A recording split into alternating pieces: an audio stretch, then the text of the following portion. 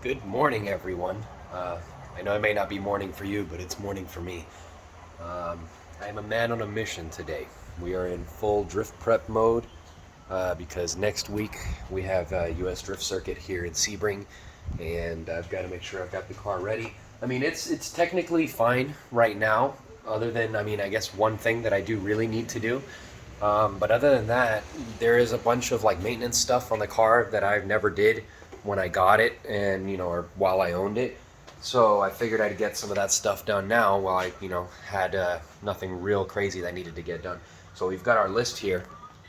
We've got to service the diff, replace the fuel filter, service the cooling system, service power steering, raise the front suspension like the coilovers, and install a front sway bar that I've got for it. Um, the only thing that really absolutely needs to happen is servicing the diff because if you guys were following on Instagram during the last event, the main issue I was having was that the differential was opening up because I've got a limited slip in there, which is supposed to keep the both tires like locked together for the most part, so that I can still make it around like corners and stuff without making that little like chirping sound that welded diffs are known for making. But a small mistake I made was whenever I initially assembled this diff, I didn't use friction additive or modifier or whatever. So I assume that's the reason that my LSD was slipping a lot at this last event. So I really want to make sure I tighten that thing up. So I'm going to open up the diff, clean off the gasket and stuff. I think I used a paper one, so I may not have to clean anything. I definitely bought a new paper one, so I don't have to, deal with gasket maker. But basically, the plan is first we're gonna go ahead and work on the diff because I'm gonna work my way forward on the car.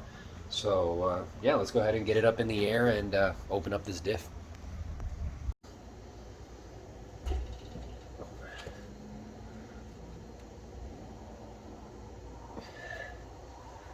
Okay. Normally you gotta use a screwdriver. Since I'm using a paper gasket, I think I might be able to just pull up on it. Yep, there it is. Oh yeah. The fluid doesn't look too bad. Well, actually considering it's only been like 3 events with this fluid, that is a little bad. But alright, we'll let it drain and then yeah, keep going. Alrighty, so I've got the gasket put onto the diff cover, the new gasket. So let's go ahead and pop this bad boy on there. Pro tip for keeping the gasket aligned onto the cover is grab one of your bolts and go ahead and put it onto the top hole along with the gasket, like such. That way, once you get that top bolt in there, you can get another one on somewhere else and then it'll be aligned. You don't got to worry about it getting pinched or anything like that. You just kind of get a couple threads in on that top bolt and grab yourself another bolt. Let it go like on the opposite side. There we go. And once you've got at least 2, but like preferably 3 bolts in there, that thing is aligned and you should be fine. So you can just go ahead and give her final torque once you've got all the bolts in. The only thing is make sure you do it in a star pattern so that you kind of evenly divide the torque, and again, you don't end up pinching this thing. Okay, small detour. I need to make an AutoZone run for 2 things. One is this vacuum line that I need to replace in the front, and the gear oil that I have put away. I'm not 100% sure if it's the right one, so I figured if I needed to go to AutoZone to grab this, I might as well ask him about the gear oil and make sure I have the right one. And then the last thing is, your boy is hungry. I need some food. So, let's go. And the other thing was, I actually just remembered this gladly. Another thing I had to do is I'm going to be switching the brake pads for the calipers that run to the hydro, because they're not like as bitey as I need them to be. They seem to only really work once the brakes get hot, and it takes a bit to do that since I'm not drifting very fast and I don't have very high wheel speed. So I need to get a what do you call it, like the brake caliper like expansion tool. You know what I'm talking about, and if you don't, you will. So I got to get that too. Okay, so I already got food. I'm leaving the AutoZone right now. I got everything I need. I think I mentioned earlier the thing with the brake pads, so I've got that caliper expanding tool. I've got some gear oil, and I grabbed that vacuum line. So, yep, let's go ahead and head back to the house and get back to work. Okay, and we are back with that ill behavior. So, I'm kind of really wanting to find out if that vacuum line is going to fit. So I'm going to go ahead and try that first, just because if it does, we can knock that out real quick, and that's one thing off of the checklist.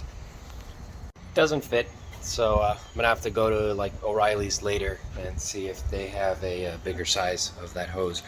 It's only like $2 a hose, so I'm really not too, disappointed, because it's just another trip. I got to go back, but I'd have to go back to AutoZone to take back that tool I rented anyways later, so it's fine. So I guess for now we're gonna go ahead and move on with the diff. I went ahead and got some of this Valvoline stuff right here, full synthetic 75W140. The main reason I grabbed this is because it comes in this bag with like this tip at the end, so that I don't have to use a like special adapter on a bottle and stuff to try and funnel the fluid into the diff. I can kind of just hang it over with this and put the front right into the diff. So yeah, let's go ahead and do that now then. And just like that, the diff is done.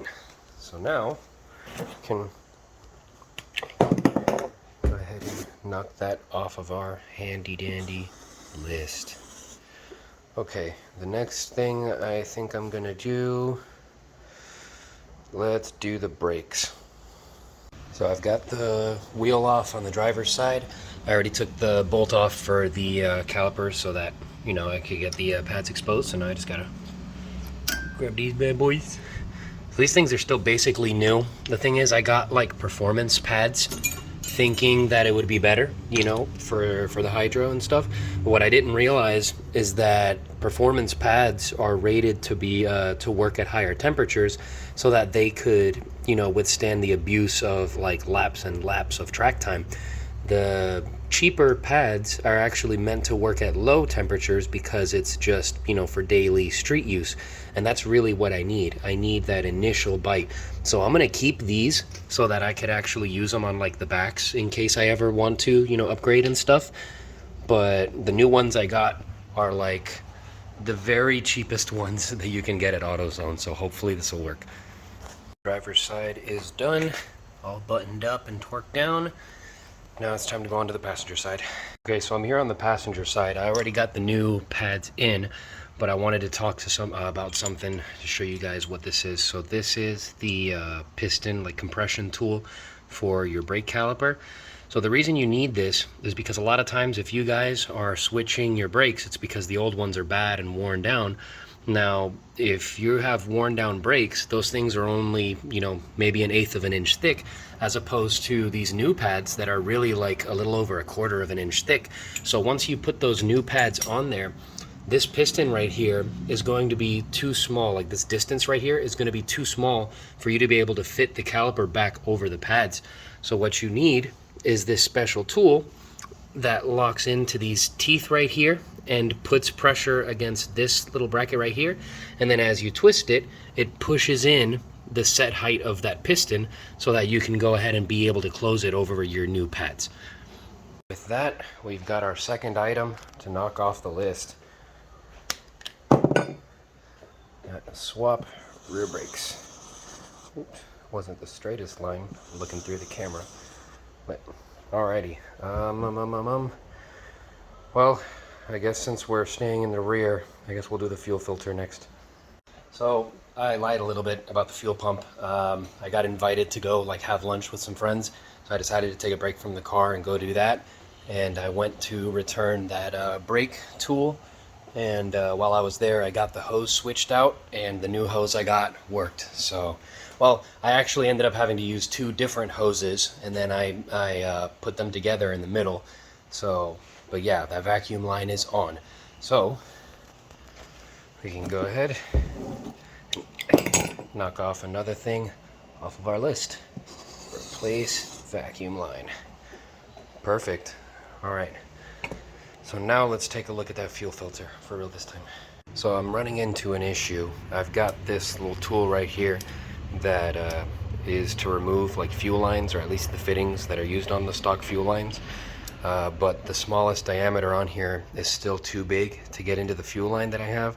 So I'm gonna have to go to AutoZone again and find a smaller version of this, because they make one that's like plastic, and I've seen people use that in the videos on YouTube. So I think that's the one I need. So let's go do that.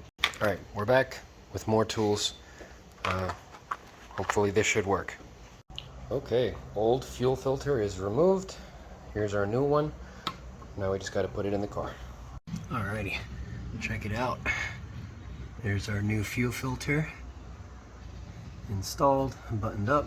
Thing looks nice. The black versus the old one, which was silver. So, now that that's done, we can go ahead and mark it off of our list.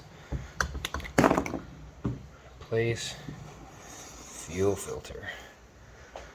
Alrighty, so I need to start the car, or at least prime the fuel system, in order to make sure I don't have any leaks on the connectors to the new fuel filter I just put on. But when I went to start the car, it turns out the battery's dead, because I haven't started it in a bit.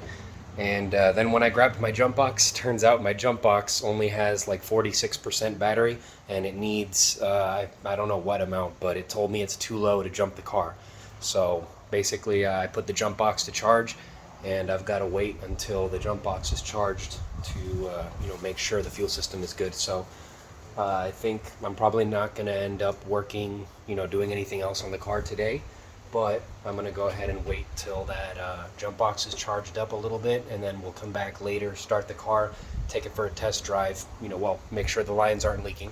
And if it's not, then we'll take it for a test drive to see how those new brakes work, and if, the diff is feeling good. And yeah, if the engine runs any better with that vacuum line installed again. I'm very curious to see if that makes a difference. So yeah, I'll see you again once the jump box is charged.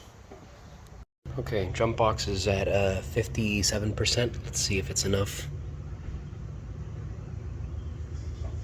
Yes, all right. Nice. Okay, let's prime the fuel system. Fuel system is priming.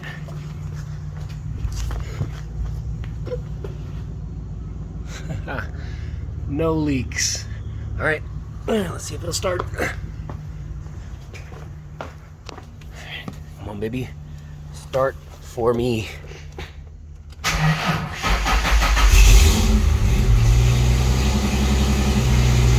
Okay.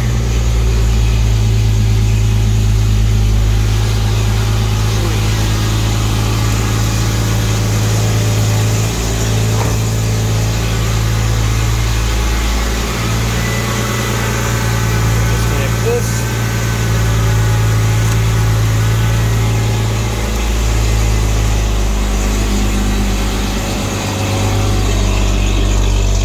Okay, well, I'm going to go ahead and let it warm up. I'm going to put the car on the ground, and then let's go take it for a test drive. Alrighty guys, I just got back from the test drive, and it went amazing. The car drives great. The handbrake works way better than it did before. I feel like the throttle response is a little bit faster now, but maybe that's just me wanting to feel something. I don't know. But yeah, as of right now, the car is really set. It would have been cool to do like the front sway bar and replace the coolant and the power steering fluid and stuff, but those things aren't necessary. You know what I mean? The car doesn't really feel like it absolutely needs the front sway bar. It was just cheaper to buy the front and rear together, So I did that, but after I put on the rear, I didn't end up putting on the front, so it's just been there. I'm definitely going to put it on, but you know, there's no like real rush. And the cooling system is fine. This car has never overheated. The power steering fluid, I wanted to change it because if any of you guys know about these early 2000s Ford power steering pumps, they get very loud when they get old, and they still work fine. They're just really loud, and I've seen in a couple videos that simply replacing the fluid will quiet them down a lot. So I wanted to do that, but it's not necessary. So yeah, I'm gonna call it a day on working on the car. So yeah, hopefully I'll see you guys next weekend. Sebring International Raceway, US Drift Circuit. It's happening October 15th. I don't know if I said that already. I probably did, but I just want to reiterate. Next Saturday, October 15th, Sebring International Raceway. Hopefully I'll see you guys there. I'll have merch, I'll have shirts, hopefully stickers. I haven't put in the order for the stickers because with the hurricane it got kind of crazy. But the shirts will definitely be ready. And yeah, hopefully I'll see you guys there.